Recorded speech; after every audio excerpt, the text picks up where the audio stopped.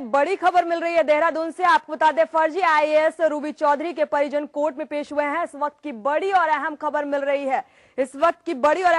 रही है। देहरादून से फर्जी आईएएस रूबी चौधरी के परिजन पहुंचे हैं देहरादून कोर्ट। आपको बता दें, पुलिस पर का बार बार आरोप लगा रही है रूबी चौधरी कि पुलिस दबाव में काम कर रही है। सौरभ जैन को बचाने में प्रशासन जुटा हुआ है। इस वक्त की बड़ी और अहम खबर मिल रही है देहरादून से। पुलिस के दबाव में रूबी ने कोर्ट में बयान दिया है। इस खबर पर ज्यादा जानकारी के लिए ब्यूरो चीफ विक्रम श्रीवास्तव जुड़ चुके हैं। विक्रम, जिस तरह से लगातार ये मामला तूल पकड़ता जा रहा है और एक के बाद एक बयान निकलकर सामने आ रहे हैं, आज रूबी चौधरी के परिजन देहरादून कोर्ट में पेश होंगे। क्या कुछ निकल कर आने वाला है? जी हाँ, देखिए, रूबी चौधरी के जो परिजन हैं, उनके पिता हैं, मौसा है, उनके जीजा हैं, ये तीनों लोग कोर्ट में पहुंच गए हैं। आज तो कोर्ट की तारीख है, पहली तारीख लगी हुई है और पुलिस रिमांड मांगी है रूबी चौधरी की। लेकिन जिस तरह के आरोपों की बात उनके परिजन लगा रहे हैं, कहीं ना कहीं वो गंभीर है और उस मामले पर जरूर जो है लिपापोती हो रही है। क्योंकि सबसे पहले देखिए, पूरे प्रकरण में रूबी चौधरी के ऊपर एफआईआर दर्ज हुई। फर्जी आईएएस बन के रहने का मामला मसूरी कोर्ट में मसूरी थाने में दर्ज हुआ। उसके बाद रूबी चौधरी आई और उन्होंने कई गंभीर आरोप लगाए डिप्टी डायरेक्टर सौरभ जैन के ऊपर। उसके बाद एकाएक रूबी चौधरी ने कोर्ट में अपना गुनाह कबूल लिया और जो बात से वो कह रही थी उसको सिरे से खारिज कर दिया। तो कहीं ना कहीं जो रूबी चौधरी लगातार 24 घंटे तक ये बात कहती रही कि सौरभ जैन डिप्टी डायरेक्टर है, उन्होंने उनकी पूरी मदद की है और उनके कहने पर ही जो है वो वहां पर गई थी। तो इस पूरे मामले पर परिजनों का कहना है कि अगर रूबी चौधरी दोषी है तो सौरभ जैन भी दोषी है और इसकी निष्पक्षता से जो है वो जांच पुलिस नहीं कर रही है। कहीं ना कहीं पुलिस जो है वो पूरे तरह से दबाव में काम कर रही है और उनका कहना है कि सीधे तौर पर इस पूरे मामले की सीबीआई जांच हो, तभी दूध का दूध और पानी का पानी होगा। जी बिल्कुल विक्रम, अगर सीबीआई जांच होती है तभी दूध का दूध और पानी का पानी हो पाएगा, तभी साफ हो पाएगा कि आखिर क्या कुछ इसके पीछे का राज है। विक्रम, जिस तरह से ये भी बात निकलकर सामने आ रही है कि पुलिस के दबाव में रूबी ने कोर्ट में बयान दिए हैं। जी हाँ, देखिए, बिल्कुल परिजनों का कहना है कि पुलिस के दबाव में जो है रूबी ने कोर्ट के अंदर बयान दिया है और गुनाह कबूला है। क्योंकि लगातार पुलिस की घेराबंदी में रूबी चौधरी थी और उसके बाद पुलिस ने उनको पेश किया कोर्ट में। कहीं ना कहीं एक भारी दबाव था और उस दबाव के चलते रूबी चौधरी ने कोर्ट में बात कही। लेकिन जिस तरह से परिजन कह रहे हैं, परिजनों का कहना है कि रूबी चौधरी को सिर्फ जो है वो बलि का बकरा बनाया जा रहा है, जबकि इसमें सौरभ जैन जो है, जिसका नाम रूबी चौधरी लगातार ले रही थी, उनको बचाने का प्रयास किया जा रहा है। क्योंकि वो एक आईएएस है और एक लंबे समय से जो है वो प्रशासनिक सेवा में है। तो कहीं ना कहीं एक लॉबी है जो उनको बचाने का प्रयास कर रही है और इससे सीधे तौर पर सीबीआई जांच की मांग परिजन कर रहे हैं। विक्रम, क्या लग रहा है आपको, जो प्रशासन के आला अधिकारी हैं, जिस तरह से बार बार ये बात निकलकर सामने आ रही है कि प्रशासन के दबाव में काम हो रहा है, पुलिस दबाव में काम कर रही है, क्या जो रुख एक प्रशासन का निकलता नजर आ रहा है, क्या सौरभ जैन को वाकई बचाने की कवायद की जा रही है प्रशासन की तरफ से? जी हाँ, देखिए, सीधे तौर पर इस पे जो पहली जो बात सामने आई रूबी चौधरी की आई, रूबी चौधरी ने सीधे जो आरोप लगाए, उन आरोपों में कहीं ना कहीं सच्चाइयां दिखी।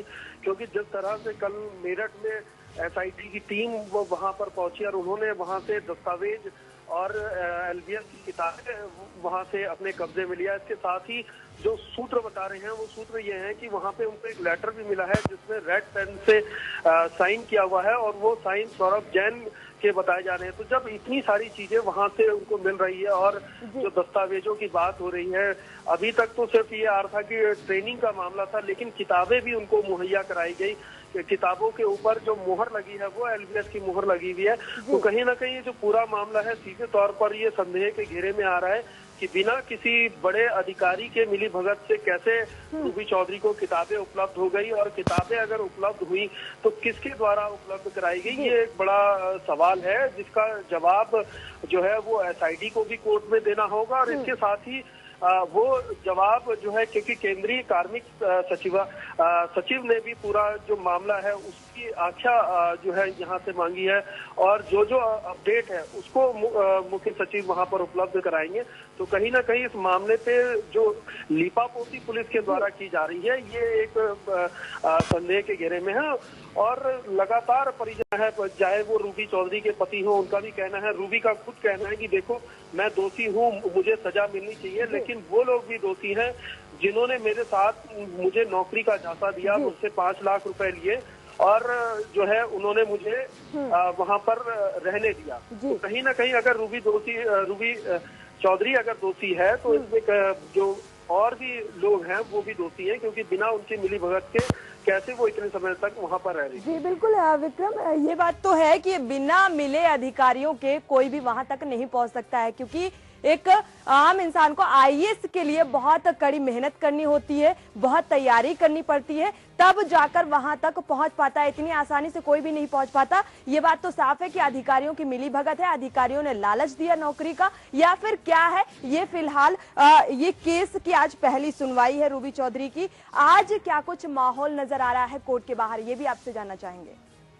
जी हाँ, देखिए कोर्ट के अंदर का जो माहौल है इस वक्त, क्योंकि बहुत हाई प्रोफाइल मामला है, हर कोई इस मामले में जानकारी लेना चाहता है। यहाँ पर मीडिया से लेकर के तमाम वकीलों में भी ये बात है। वकीलों का कहना है कि अगर इस केस में, क्योंकि जो धाराएं उनको लगाई गई हैं उन धाराओं में सिर्फ एक धारा है, 467 की धारा है, जिसमें उनको 10 साल से उम्र कैद की सजा हो सकती है। लेकिन उस धारा में जो दिक्कतें आएंगी एसआईटी के सामने, क्योंकि उस धारा को अगर आप सीधे तौर पर आपकी विवेचना अगर थोड़ी भी इधर उधर हुई, क्योंकि आपने अगर आई कार्ड बना करके आपने फर्जी काम किया है तो उसका लाभ आपने क्या लिया है, तो लाभ लेने को देखा जाता है उस धारा में। कहीं ना कहीं ये धारा जो है, ये धारा भी हट सकती है उनके ऊपर से, अगर एसआईटी अच्छी तरीके से विवेचना नहीं करेगी, अच्छी तरीके से सारे सबूत नहीं पेश करेगी।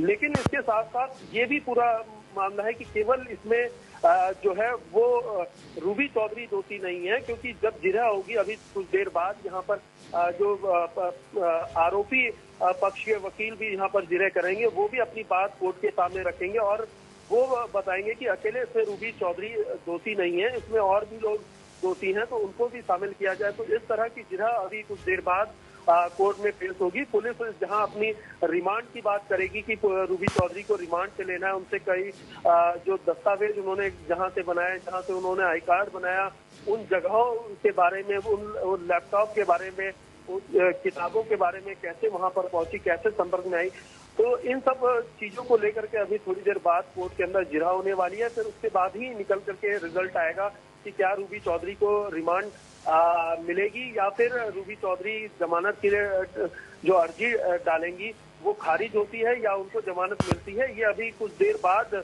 लगभग लंच के बाद, ये पूरी स्थिति जो है वो क्लियर हो पाएगी।